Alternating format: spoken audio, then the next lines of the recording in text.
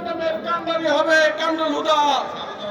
এই আহ্বান রেখে সবাইকে চট্টগ্রাম উপজেলা কৃষক দলের পক্ষ থেকে আপনাদেরকে ধন্যবাদ জানিয়ে আমি আমার বক্তব্য শেষ করছি। আসসালামু আলাইকুম। এই পর্যায়ে বক্তব্য নিয়ে আসার জন্য অনুরোধ করতেছে চট্টগ্রাম থানা বিএনপির সাবেক ছাত্রনেতা যুবনেতা জনাব শাহিন রাজা।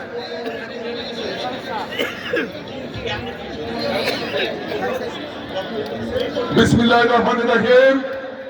বাংলাদেশ জাতীয়তাবাদী দল গুণপতি ইউনিয়ন কর্তৃক আয়োজিত আজকের এই জনসভায় আজকের সম্মানিত সভাপতি উপস্থিত, আজকের প্রধান অতিথি হিসেবে উপস্থিত আছেন বাংলাদেশ জাতীয়তাবাদী দলের কুমিল্লা দক্ষিণ জেলা বিএনপির সংগ্রামী যুগ্ম আহ্বায়ক ও চট্টগ্রাম থানা বিএনপির বিপ্লবী সভাপতি জননন্দিত জননেতা কামরুল হুদা ভাই।